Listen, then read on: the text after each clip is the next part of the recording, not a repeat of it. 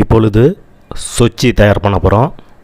எளிமையான quick processing, சீக்கிரமாக தயார் பண்ணக்கூடிய சொச்சி தயார் பண்ண போகிறோம்.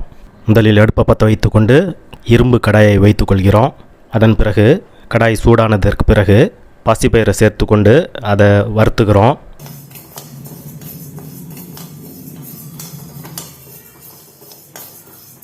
சுமாராக ஒரு 2 நிமிஷம் வறுத்ததற்கு பிறகு நன்றாக வாசனை வருது. இதுதான் அதனுடைய பதம். இப்பொழுது அதை பாசிப்பயிரை எடுத்து தனியாக வச்சுக்கிறோம். அடுத்ததாக பச்சரிசி சேர்த்து அதையும் வறுத்து கொள்கிறோம். சொச்சி செய்வதற்கு அரிசி 1 கப் எடுத்துக்கிறோம்னா அந்த கப்பின் கால் அளவிற்கு பாசிப்பயிர் எடுத்துக்கிறோம். அதை தான் இப்பொழுது வறுத்து எடுத்து வைத்திருக்கோம். அதுதான் அளவு. 1ற்கு 1/4 பங்கு தான் அளவு.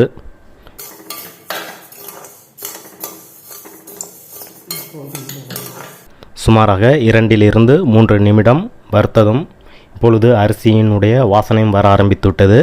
இப்பொழுது அரிசியையும் தனியாக எடுத்து வைத்துக் கொள்கிறோம். இப்பொழுது கடாயில் 5 ஸ்பூன் கடலை எண்ணெய் சேர்த்துருக்கோம். எண்ணெய் சூடானதற்கு பிறகு கடுகு ஒரு 1/4 டீஸ்பூன் சேர்த்துக்கிறோம். உளுத்தம்பருப்பு ஒரு 1/2 டீஸ்பூன் சேர்த்துக்கிறோம். அடுத்ததாக பெருங்காய பவுடர் ஒரு 1/2 டீஸ்பூன் சேர்த்துக்கிறோம்.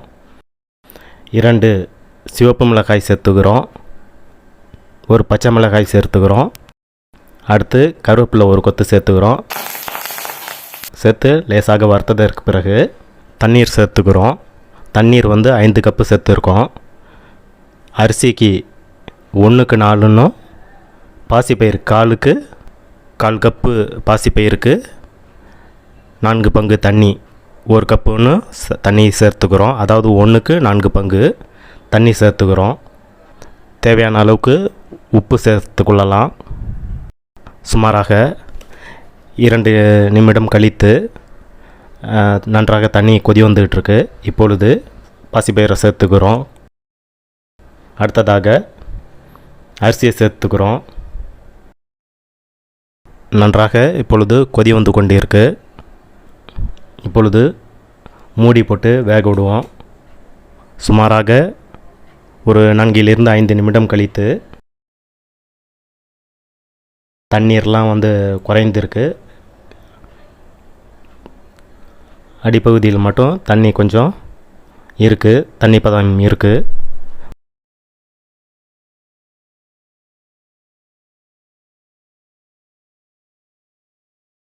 மீண்டும் மூடி வைத்து வேக விடுவோம். சுமாராக ஒரு 2 நிமிடம் கழித்து பார்க்கும்போது தண்ணீர் பதம் இல்லாமல் இருக்கிறது. இப்பொழுது அடுப்பை ஸ்லோ பண்ணி வைத்து மீண்டும் ஒரு 2 நிமிடம் வேக விடுவோம். மூடி போட்டு மறுபடியும் ஒரு 2 நிமிடம் வேக விடுவோம். இப்பொழுது சொச்சி தண்ணீர் பதம் இல்லாமல் நன்றாக அருமையாக வெந்திருக்கு. இப்பொழுது ஒரு குழிக்கரண்டி பாதி அளவு தேங்காய் எண்ணெய் சேர்த்துக்கிறோம். அடுத்ததாக ஒரு கையளவுக்கு துருவிய தேங்காயை சேர்த்துக்கொள்கிறோம். சேர்த்து எல்லாம் ஒன்று சேர்கிற மாதிரி கிண்டி விட்டுக்கலாம்.